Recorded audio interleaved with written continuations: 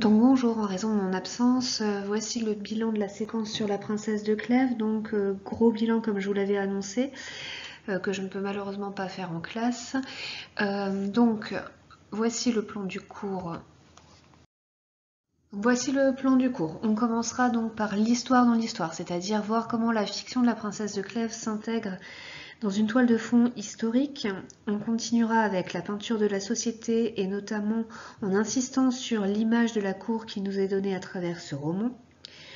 Nous reviendrons également sur les thèmes de la passion et du désir, dont vous savez qu'ils sont au cœur de l'intrigue de la princesse de Clèves, avant de montrer justement comment cette écriture va être mise au service de l'éducation des femmes, en mettant en valeur la dimension moralisatrice de l'œuvre et en insistant notamment sur sa dimension cathartique, terme que l'on utilise habituellement pour évoquer l'effet produit par les tragédies, notamment du XVIIe siècle, mais que l'on peut totalement transposer ici chez Madame de Lafayette.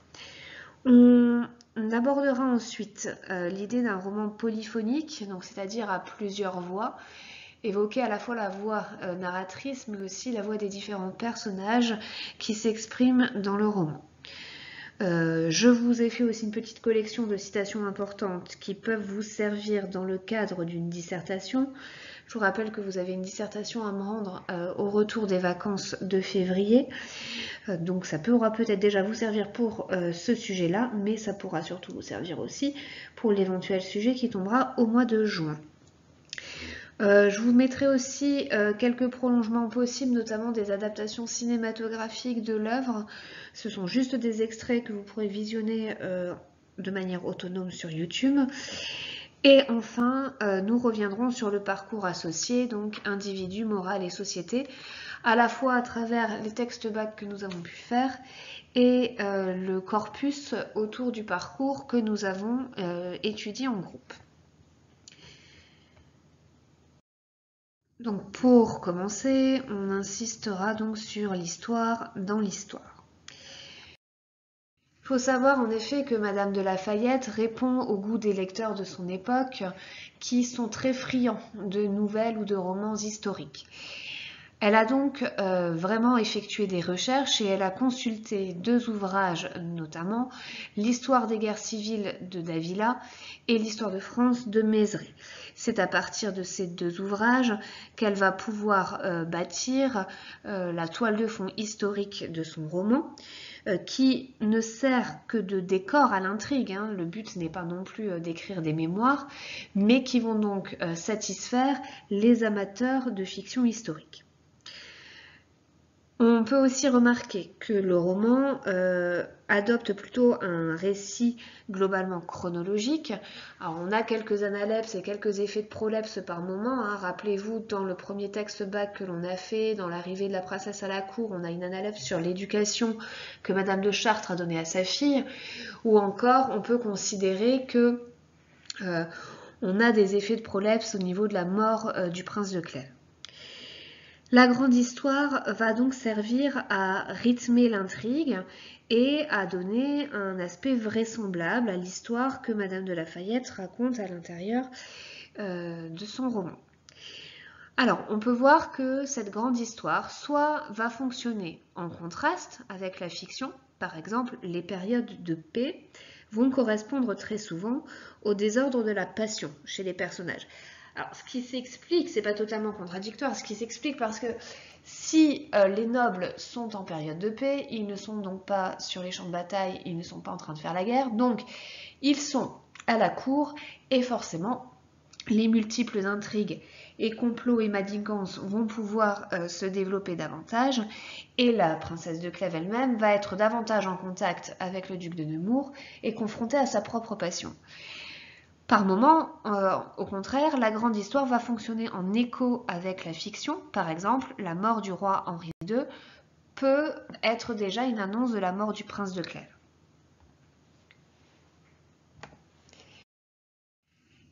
Il faut également remarquer que Madame de Lafayette a sans doute utilisé des saisons qui sont symboliques. En effet, le roman s'ouvre à l'automne 1558, l'automne considéré donc comme le temps des récoltes, comme du coup une période d'espoir. C'est aussi une période du niveau historique caractérisée par une période de paix et avec de nombreux projets de mariage à la cour, et ces projets de mariage sont également forcément des alliances politiques qui permettent d'assurer la stabilité du royaume. L'hiver 1558 est la période à laquelle se déroule le mariage du couple. Donc le choix de l'hiver forcément est symbolique et signifie une période plus sombre. Et d'ailleurs on a la mort d'un personnage historique, le duc de Nevers, à ce moment-là. Donc le mariage du couple s'inscrit dans cette période quand même assez froide et sombre, et le bonheur finalement de ce couple est déjà menacé par l'horizon de la mort. Et on le sait, de toute façon, c'est un amour à sens unique et ce couple ne peut pas réussir. Au printemps 1559, printemps considéré comme la saison des amours, la saison de la Renaissance, c'est à ce moment-là que va éclore la passion de la princesse de Clèves pour le duc de Nemours. Donc là encore, correspondance entre la saison et les sentiments du personnage. Le point culminant de la passion et de la sensualité va atteindre son paroxysme durant l'été 1559, et c'est durant en effet cette saison qu'aura lieu la fameuse scène du pavillon de Coulommiers. Vous savez, c'est cette scène où le duc de Nemours observe la princesse de Clèves, elle-même en train d'observer le duc de Nemours sur un tableau, alors qu'elle tient dans ses mains la canne des Indes. Nous y reviendrons, on en a déjà parlé en classe, mais voilà, point culminant de la sensualité et de la passion durant l'été 1559. L'automne 1559 correspond à une saison de deuil, puisque c'est la mort de Monsieur de Clèves et la dégradation de la passion qui s'amorce. On en enchaîne bien entendu avec l'hiver 1559, de nouveau saison froide, et marquée cette fois par la retraite de la princesse qui prend ses distances avec le duc de Nemours. Le roman s'achève au printemps 1560. Le printemps, on l'a dit, est normalement une période de renouveau et de renaissance, mais il correspond à la retraite définitive de la princesse dans une maison religieuse. Toutefois, ce renoncement à la vie mondaine et sociale et à la passion n'est pas qu'une mort sociale pour la princesse de Clèves, c'est aussi une forme de renaissance dans la mesure où la princesse se retrouve elle-même et reste fidèle à ses principes.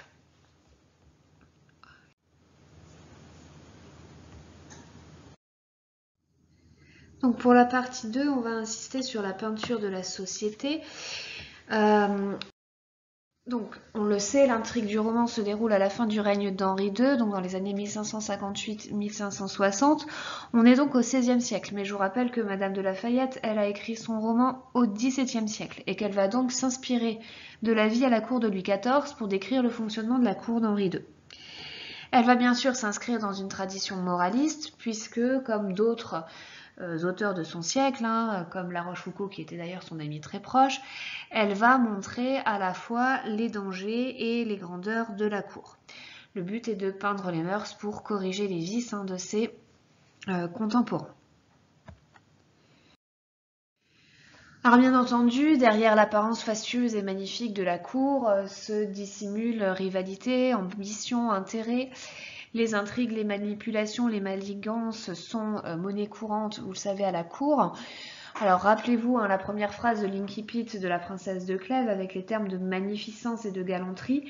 On avait insisté sur la polysémie de ces termes, la magnificence qui renvoie à la fois au luxe, au faste, à tout ce qui est clinquant, à ce raffinement de la cour, qui est une cour en plus qui adore les arts dans la tradition de François Ier. Mais la magnificence est aussi cette volonté d'éblouir, d'en mettre plein les yeux. Et sauf que derrière cette façade clinquante se cachent bien entendu des revers bien plus sombres. De la même façon, le terme de galanterie renvoie à ce raffinement, à cette courtoisie, à cette politesse dont les honnêtes hommes et les honnêtes femmes doivent faire preuve, mais le terme de galanterie peut également renvoyer aux relations adultérines, aux liaisons entre les différents personnages, et donc de nouveau insister sur un aspect beaucoup plus négatif. La cour finalement apparaît donc comme le lieu du divertissement dans le sens où en effet on a des bals, on a la chasse, on a les tournois, etc. etc. Mais c'est surtout un lieu du divertissement au sens pascalien du terme. Donc je vous rappelle que le divertissement pour Pascal, c'est tout ce qui permet à l'homme d'éviter de penser qu'il est mortel et que voilà, sa fille peut finir d'un moment à un autre. Et finalement, la princesse décidera de quitter ce lieu de divertissement pour échapper à ce monde de l'apparence et renouer avec son être profond et aller vers une voie beaucoup plus spirituelle et non pas mondaine. Donc, comme le dit d'ailleurs Madame de Chartres pour mettre en garde sa fille au début du roman, la cour n'est qu'un lieu d'apparence, la cour est un lieu de comédie sociale où chacun va jouer un rôle et va porter un masque. Je vous rappelle cette citation que vous pouvez retenir de la part de Madame de Chartres adressée à sa fille. « Si vous jugez sur les apparences en ce lieu-ci, vous serez toujours trompé. Ce qui paraît n'est presque jamais la vérité. » On peut également faire référence au deuxième récit enchâssé que l'on trouve dans La Princesse de Clèves, celui qui concerne Madame de Tournon. Madame de Tournon qui peut être le symbole justement de cette duplicité, puisque cette femme promet le mariage à deux hommes, Sancerre et Estouteville, sans que l'un et l'autre ne soient au courant, avant que le pot aux roses ne soit découvert. On est donc en pleine thématique baroque du Theatrum Mundi, c'est-à-dire que le monde est un théâtre et qu'on est tous sur une sorte de scène où l'on va jouer un rôle qui ne correspond pas forcément à notre être profond. D'où l'importance pour tout être qui vit à la cour du contrôle de soi. Il faut éviter de montrer ce que l'on ressent réellement. Et le problème, c'est que le corps de la princesse de Clèves va souvent la trahir, notamment à cause de rougeur dans le visage ou de troubles dans la parole ou dans les gestes. Par exemple, vous pouvez retenir cette citation, « L'inclination qu'elle avait pour ce prince lui donnait un trouble dont elle n'était pas maîtresse. » Donc si elle ne se maîtrise pas, elle est transparente aux yeux de tous ceux qui peuvent l'observer et c'est un danger pour le personnage. La cour est donc bien un lieu de galanterie, un lieu de multiples intrigues amoureuses et la narratrice le rappelle dès l'incipit en mentionnant notamment la relation du roi Henri II avec la duchesse de Valentinois, autrement appelée Diane de Poitiers. Les différents récits enchâssés également montrent combien les nobles sont inconstants, donc je vous parlais déjà de la passion de Sancerre pour Madame de Tournon, alors que celle-ci a aussi promis le mariage à Estouteville. Celle-ci va jouer la veuve inconsolable, alors qu'elle est infidèle à Sancerre.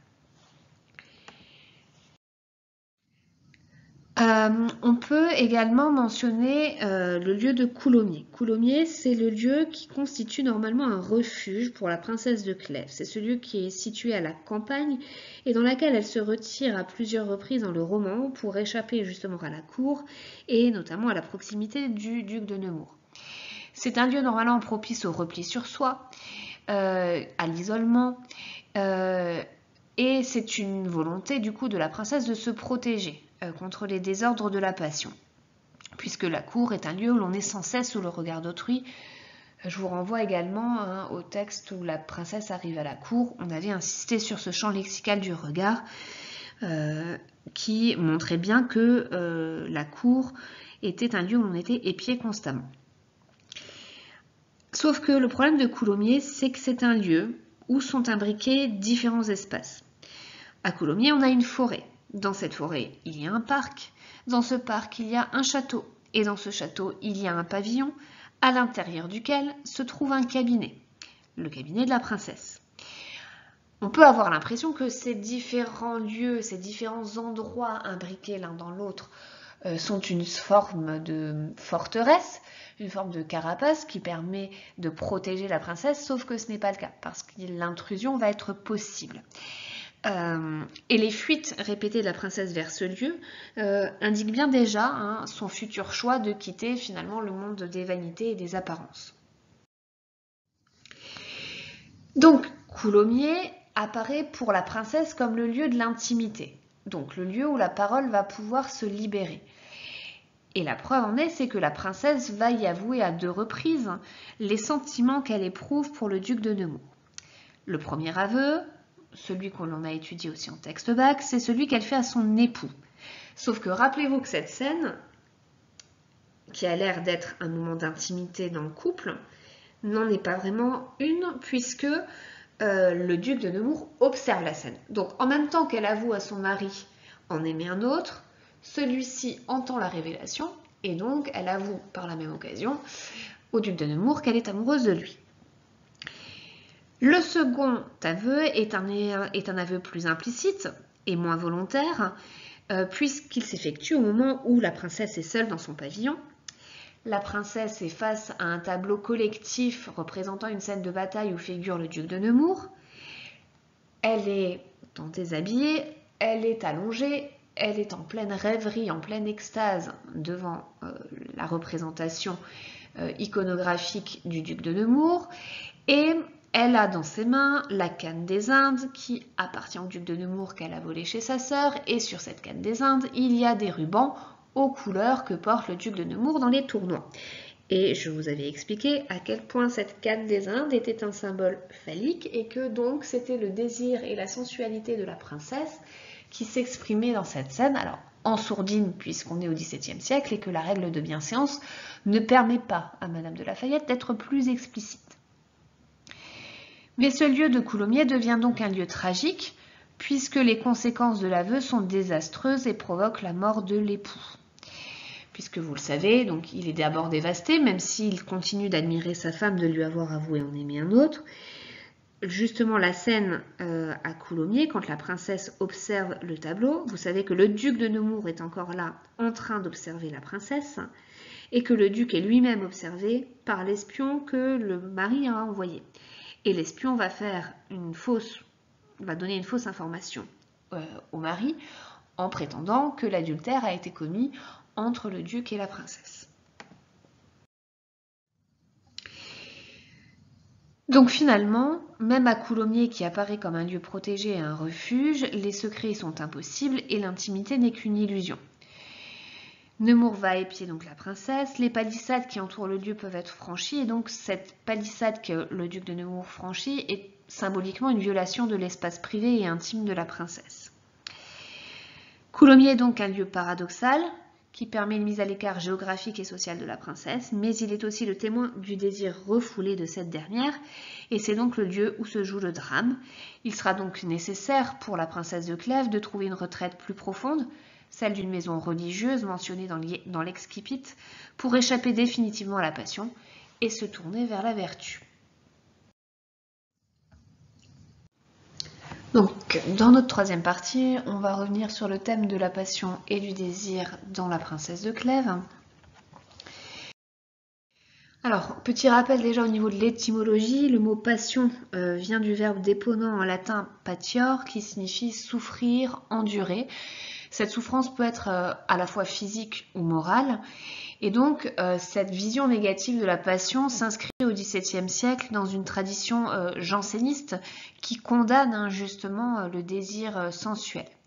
Aujourd'hui, le terme a pris un sens beaucoup plus positif. La passion, dans La Princesse de Clèves, apparaît après le mariage de la princesse. Elle est donc d'emblée interdite puisqu'elle va être associée à l'idée d'adultère. Madame de La Fayette, qui a baigné dans cette atmosphère janséniste, est influencée par les écrits de saint Augustin à l'origine de cette doctrine. En effet, saint Augustin, c'est un théologien du 4e, 5e siècle qui va distinguer 3 types de désirs.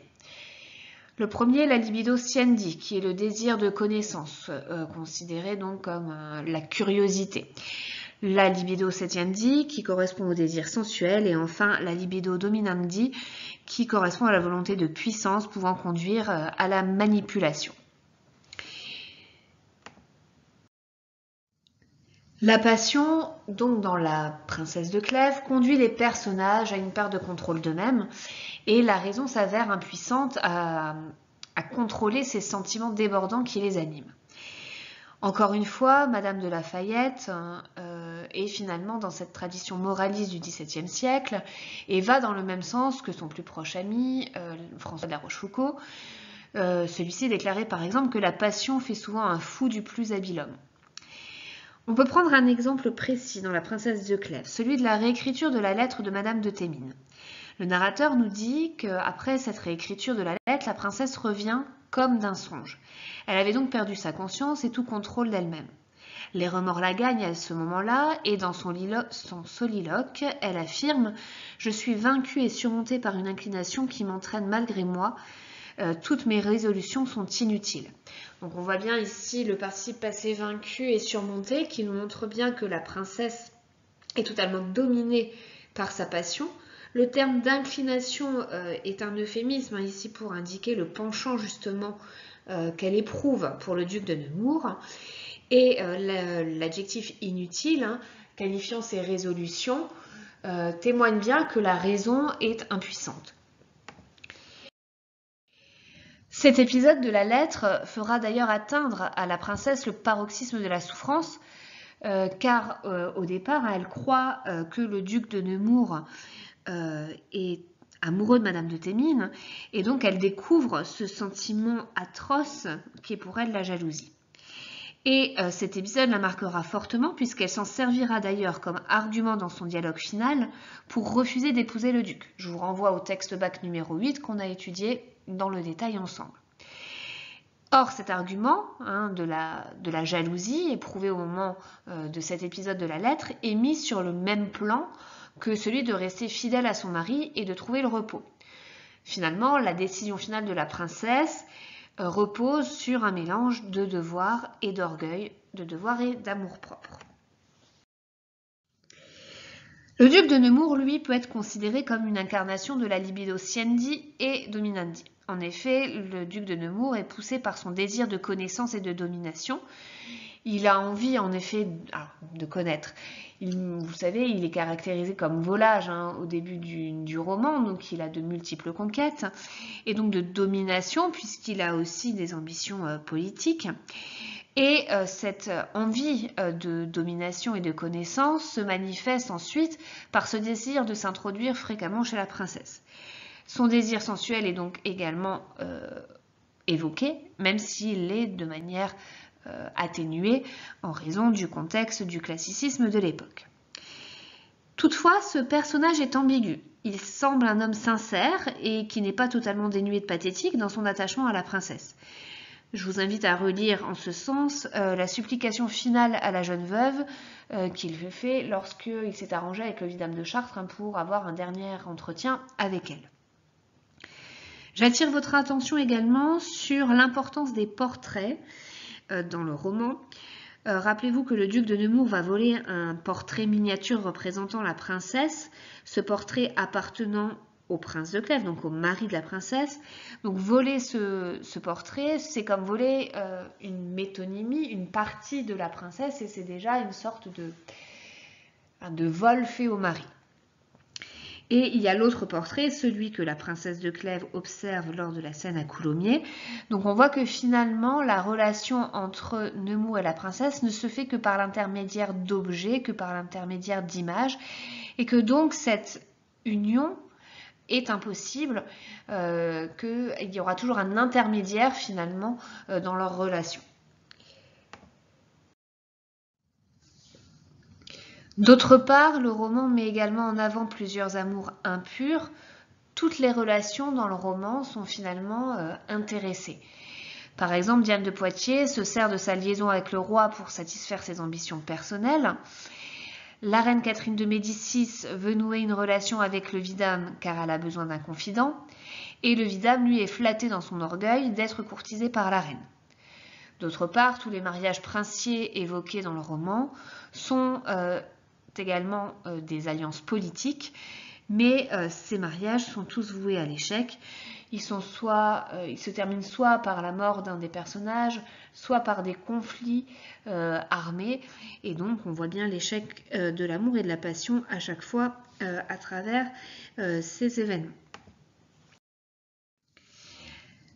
Mais même si Madame de La Fayette veut mettre en garde contre la passion, elle montre aussi finalement que personne ne peut y échapper totalement, que la passion fait partie intégrante de la condition humaine. On peut mentionner deux exemples pour illustrer cette idée.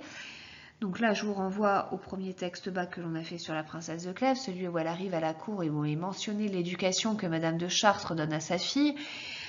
Rappelez-vous que cette éducation est originale pour l'époque puisque Madame de Chartres ne va pas cacher les aspects positifs ni négatifs de l'amour, mais qu'elle va en parler explicitement à sa fille, alors qu'habituellement c'était considéré comme un tabou. Donc Madame de Chartres est déjà consciente que la passion est un danger qui menace la princesse.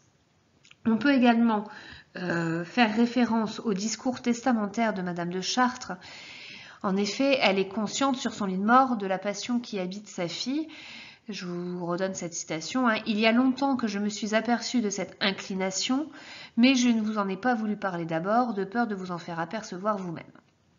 Donc on voit bien que la mère était consciente finalement de la passion que la princesse avait pour le duc de Nemours. La sensualité est donc évoquée en sourdine. Je vous rappelle, la règle de bienséance au XVIIe siècle empêche Madame de Lafayette d'être trop explicite, mais néanmoins, elle sous-entend à plusieurs reprises que la sensualité est inhérente à la passion. Je vous renvoie encore une fois à la fameuse scène dans le pavillon de Coulommiers, je ne réinsiste pas dessus. On peut alors se poser la question, est-ce que le roman, en donnant cette vision négative de la passion, exclut toute possibilité d'amour sincère? Il faut néanmoins constater que le prince de Clèves incarne une forme d'amour pur, puisqu'il aime sa femme sans condition et même sans être aimé en retour. Même sans l'amour réciproque de la princesse de Clèves, lui restera toujours attaché et fidèle. De la même façon, le duc de Nemours semble se ranger. Si au départ il apparaît comme un homme volage et infidèle, il finit par renoncer à un mariage avec Élisabeth d'Angleterre pour la princesse, et il fait tout pour la convaincre à la fin. Et ce n'est finalement que le temps et la distance imposés par la retraite de la princesse qui semblent venir à bout de sa passion.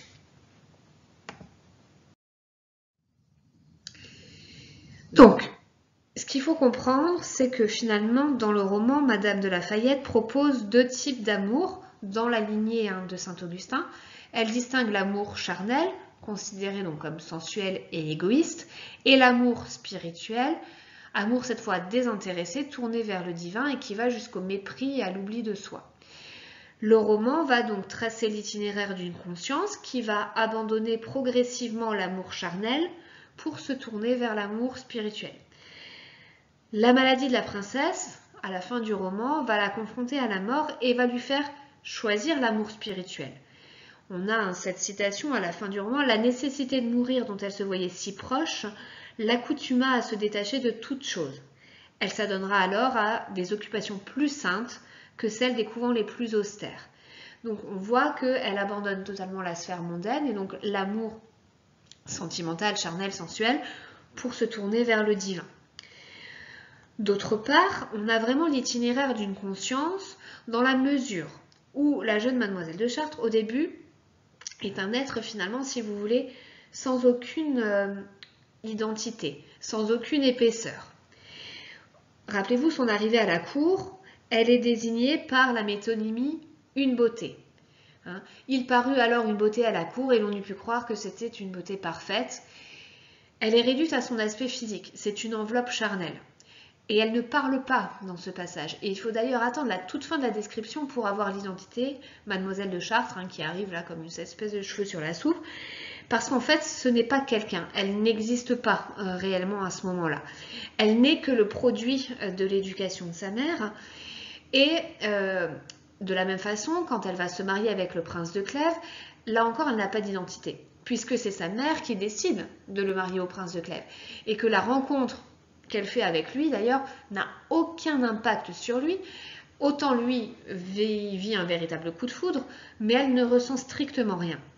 Donc c'est un personnage qui, à ce moment-là, est dénué de profondeur, d'épaisseur et d'identité véritable. Finalement, c'est au moment où elle va découvrir la passion, au moment de la rencontre avec le duc de Nemours lors du bal à la cour, que vont s'éveiller des sentiments. Et c'est à partir de l'éveil de ces sentiments que va commencer à apparaître une forme de réflexion et une forme d'épaisseur chez le personnage. Il y a tout un processus de maturation qui va d'ailleurs se traduire dans le roman par un accès à la parole. Jusque-là, le personnage ne parle quasiment pas. Là, on va avoir un début de parole par des passages au discours direct, mais aussi par des monologues intérieurs. Et je vous rappelle, on l'a dit je ne sais combien de fois déjà pendant le cours, que La Princesse de Clèves est considérée comme le premier roman psychologique français. Et il faut attendre ce déclenchement de la passion pour qu'une réflexion, pour que le dilemme se crée en elle et qu'elle finisse par finalement se créer elle-même.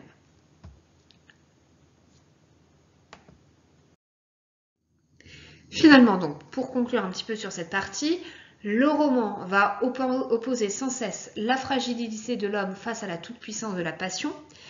Néanmoins, au terme de l'histoire, la princesse va réussir à vaincre cette passion, parce que justement elle a réussi à acquérir une forme de conscience et à prendre en main son destin, et ce qui fait sa grandeur d'âme et conduit à admirer ce personnage qualifié comme modèle de vertu à la fin du roman.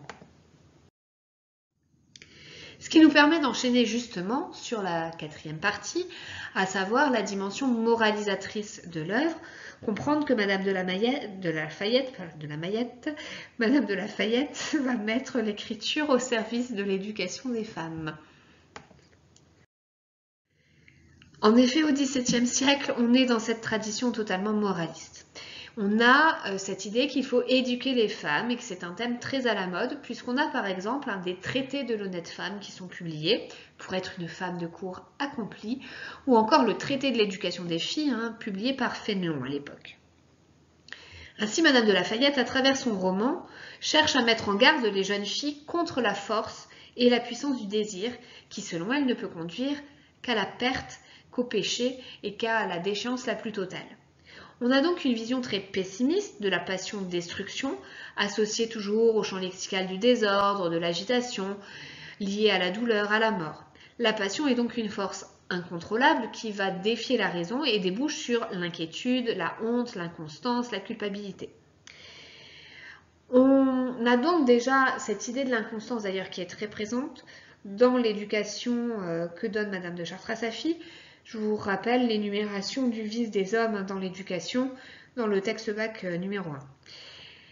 Elle va donc faire l'éloge de la vertu, Madame de la Fayette. La fin du roman dresse la princesse en exemple.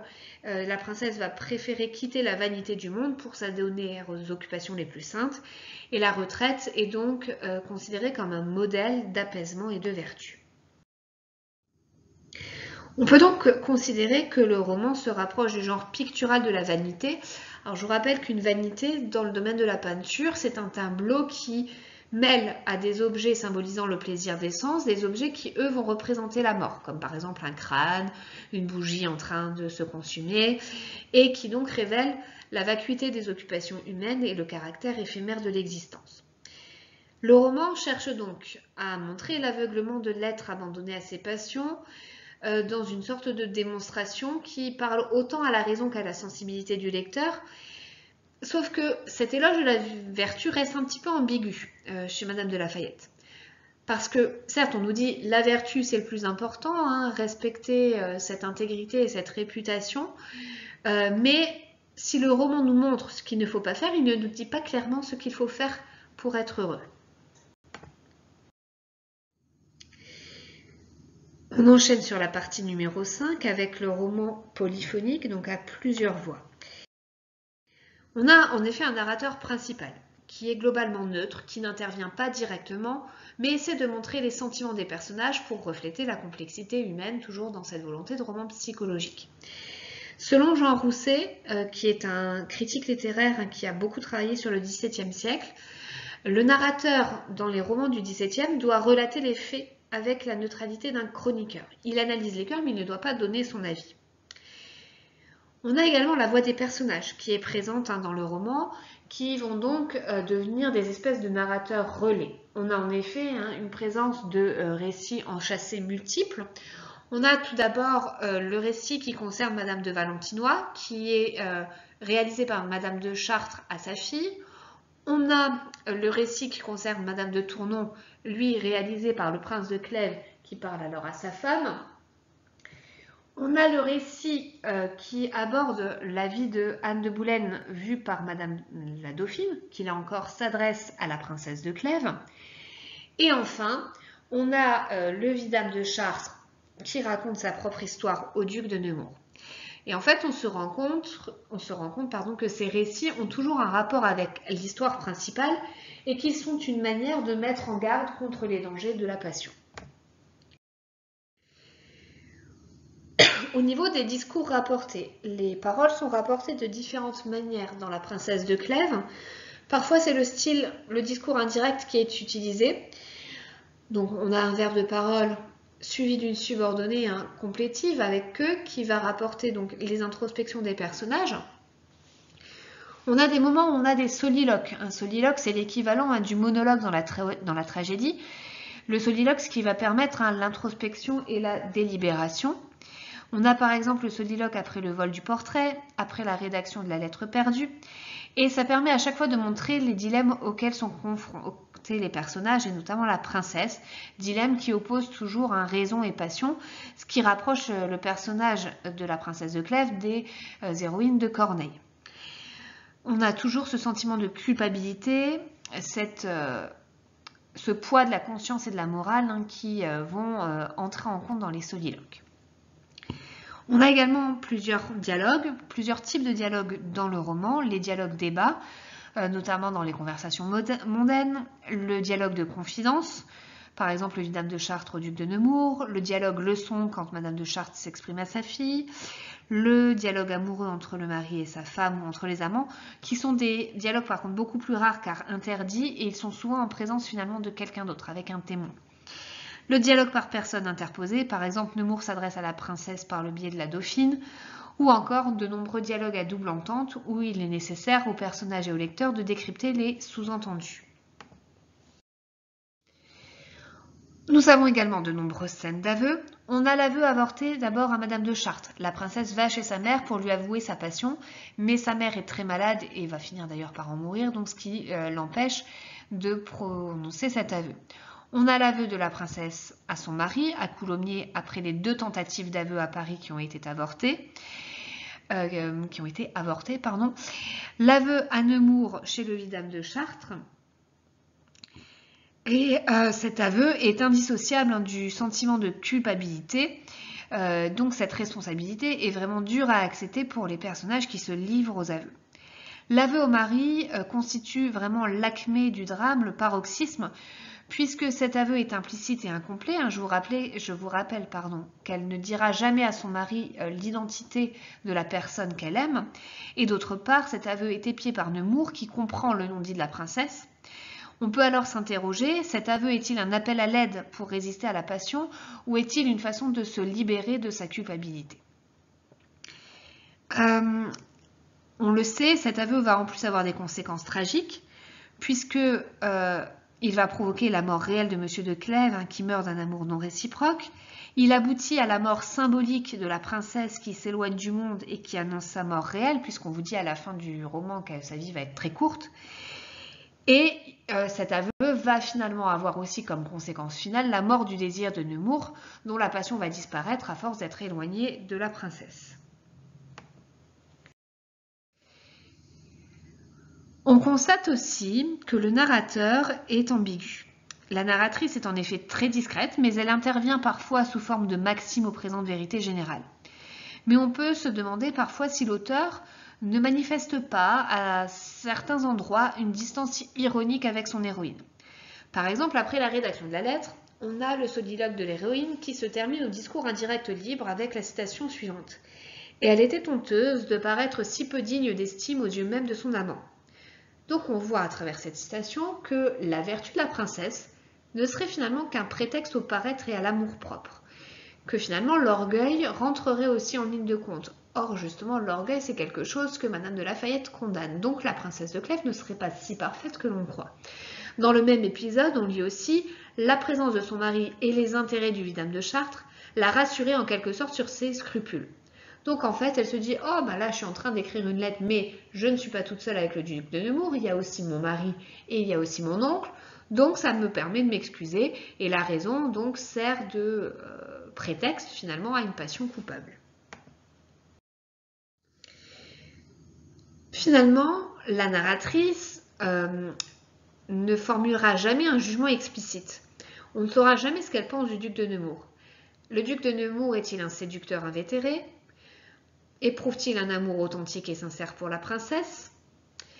Le dénouement du roman précise juste que ces sentiments finissent par disparaître au bout de quelques années, mais on ne sait pas finalement ce qu'il en a de bien et ce qu'il en était réellement de ces sentiments. Le roman est finalement très ouvert et a suscité d'ailleurs des débats dans les salons littéraires à l'époque, notamment à propos de la scène de l'aveu il y avait, si vous voulez, deux clans dans les salons littéraires. Par exemple, on avait Fontenelle qui trouvait que l'aveu de la princesse était admirable et très bien préparé. On avait un autre auteur qui s'appelait Bussy-Rabutin qui, lui, le trouvait extravagant et ridicule. Alors, dans cette partie numéro 6, je vous propose quelques citations que vous pouvez essayer de retenir pour les dissertations. Donc, plusieurs citations sur la peinture de la société. Donc, la première phrase de l'Incipit. La magnificence et la galanterie n'ont jamais paru en France avec tant d'éclat que dans les dernières années du règne de Henri II. L'ambition et la galanterie étaient l'âme de cette cour et occupaient également les hommes et les femmes. Personne n'était tranquille ni indifférent. On songeait à s'élever, à plaire, à servir ou à nuire. Ou encore, ainsi il y avait une sorte d'agitation sans désordre dans cette cour qui la rendait très agréable, mais aussi très dangereuse pour une jeune personne. Et celle dont on a déjà parlé là durant le cours, si vous jugez sur les apparences en ce lieu-ci, vous serez toujours trompé, ce qui paraît n'est presque jamais la vérité. Sur l'éloge de la retraite, donc l'idée qu'il est mieux pour le personnage de se retirer de la vie mondaine. Il est vrai que j'ai des raisons de m'éloigner de la cour et que je veux éviter les périls où se trouvent quelquefois les personnes de mon âge. Ou encore cette phrase de Madame de Chartres à sa fille, « Ayez de la force et du courage, ma fille, retirez-vous de la cour ».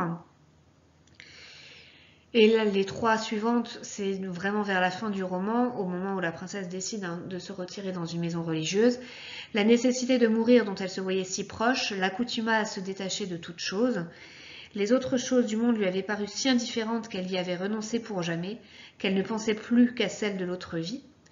Et enfin, elle passait une partie de l'année dans cette maison religieuse et l'autre chez elle, mais dans une retraite et dans des occupations plus saintes que celles des couvents les plus austères, et sa vie qui fut assez courte laissa des exemples de vertu inimitables.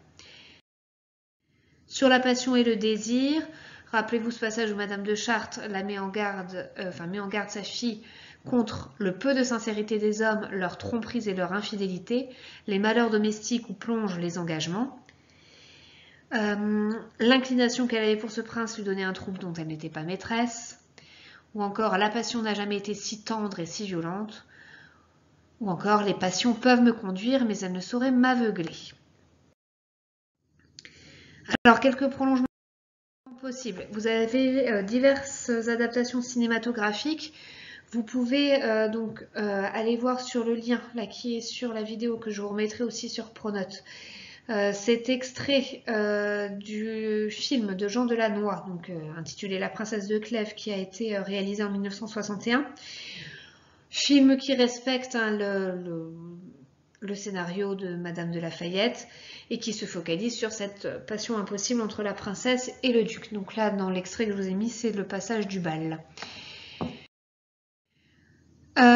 Autre adaptation, alors là qui va prendre beaucoup plus de liberté par rapport à l'intrigue de Madame de Lafayette, c'est le film La Lettre de Manuel de Oliveira en 1999. Il va transposer l'intrigue dans le Paris bourgeois du XXe siècle et fait du duc de Nemours un chanteur pop à la mode. Alors je vous laisse aller voir le lien de la bande-annonce et vous verrez qu'en effet le duc de Nemours ne correspond pas du tout à l'image que l'on peut s'en faire. Et dernière adaptation de 2008 de Christophe Honoré, La Belle Personne. Il va lui aussi prendre ses libertés par rapport au roman en le faisant se dérouler dans un lycée des beaux quartiers de la capitale où un professeur d'italien et une de ses élèves entretiennent une relation des plus troubles. Donc c'est avec Louis Garrel et Léa Seydoux et Grégoire le Prince Ringuet. Donc là aussi vous verrez, vous avez la bande-annonce. Mais on avait bien, alors ça peut paraître étrange comme adaptation, mais rappelez-vous qu'on avait insisté sur le parallèle que l'on pouvait faire entre le monde de la cour et le monde du lycée, et on avait vu que c'était pas finalement si différent en termes de manigance, de complot, de rumeurs et d'intrigues entre les uns et les autres. Pour la partie numéro 8 de ce cours, on va donc revenir sur le parcours associé individu, moral et société. Je vous rappelle que vous avez une petite vidéo déjà sur les concepts d'individu, moral et société, donc n'oubliez pas de la revisionner, mais on en avait déjà reparlé en cours et vous aviez eu des questions à faire dessus, donc ça doit être clair pour vous. Donc là, on va rebalayer un petit peu les personnages amoraux que l'on a pu voir au fil de la séquence. Donc rappelez-vous Les Liaisons dangereuses, roman épistolaire du XVIIIe siècle qui met en scène des aristocrates libertins sans aucune morale. On a vu dans un corpus la lettre numéro 2 où la marquise de Merteuil va annoncer son plan machiavélique à Valmont. Rappelez-vous l'idée de perdre Gercourt en faisant en sorte que Valmont fasse perdre la virginité de sa future femme. On a la lettre 48, rappelez-vous cette lettre à double entente de Valmont, lettre faussement désespérée à la présidente de Tourvel, rédigée pendant une de ses nuits les plus torrides avec sa maîtresse Émilie, lettre qu'il rédige d'ailleurs sur le dos de cette jeune femme, et où tout est à double entente. La présidente de Tourvel va croire qu'il s'agit d'une lettre totalement désespérée, mais le lecteur comprend qu'il y a plein d'allusions à cette nuit sensuelle qu'il vient de passer. La lettre 81, qui est le texte bac numéro 9, nous montre un peu l'ambiguïté de la marquise de Merteuil, puisqu'elle va y dresser un autoportrait paradoxal. Si la marquise explique en effet dans cette lettre comment elle est devenue cette dissimulatrice et manipulatrice hors pair, elle revendique aussi dans cette lettre une forme de liberté de pensée totalement novatrice pour une femme de l'époque, et c'est donc un portrait de femme forte qui se dégage de cet extrait. J'attire votre attention aussi sur le texte bac 10, donc les derniers que l'on a fait. C'est cet extrait du père Goriot, où on a le discours de Vautrin à Rastignac. Vautrin, pour Balzac, incarne le mauvais double, celui qui va entraîner le jeune Rastignac sur la voie de la corruption. On sait qu'aucune valeur morale ne caractérise ce personnage, qu'il seul compte l'argent et tous les moyens, même les pires, sont utiles pour parvenir à cet enrichissement. Et la corruption est généralisée pour lui dans la société du XIXe siècle. On a vu également dans notre corpus les personnages des Thénardier dans Les Misérables de Victor Hugo, ce couple d'aubergistes sans cœur qui profitent de l'argent envoyé par Fantine qui leur a confié la jeune Cosette. Cosette qui va donc incarner la jeune victime innocente, et Fantine qui va être cette figure sacrificielle de mère prête à tout donner pour son enfant, mais en vain puisque les Thénardier n'utiliseront jamais l'argent et les vêtements envoyés pour prendre soin de la petite fille. Rappelez-vous qu'on a également évoqué le personnage de Bel-Ami, qui peut être une forme d'anti-héros, même si le roman de Maupassant retrace son ascension sociale. Finalement, il va devenir le symbole de l'opportuniste orgueilleux, manipulateur et hypocrite. Il a tout pour plaire, se cherche Georges Duroy. Et donc on avait comparé l'Incipit où il était quasiment désargenté et l'Excipit où il a même transformé son nom en faisant apparaître une particule. Il n'est plus Georges Duroy mais Georges Duroy, et où il se marie avec Suzanne pour finalement encore progresser dans la société. Et on avait vu que à l'issue de ce mariage, il prévoit déjà de revoir l'une de ses maîtresses et qu'il a aussi des ambitions politiques et que ce mariage n'est qu'un mariage d'intérêt. Enfin, on avait également vu le personnage de Ferdinand Bardamu dans Voyage au bout de la nuit de Céline, qui va incarner donc le lâche, celui qui refuse la guerre, et qui va utiliser notamment des images très choquantes pour parler des soldats de la Première Guerre mondiale morts sur le front. Donc il utilise, rappelez-vous, une comparaison avec un presse-papier, mais aussi avec la crotte du matin, signalant que ces soldats ne valaient pas plus que des excréments, ce qui à l'époque avait provoqué le scandale. Donc voilà pour ce gros bilan de séquence sur la princesse de Clèves et son parcours associé individu, moral et société.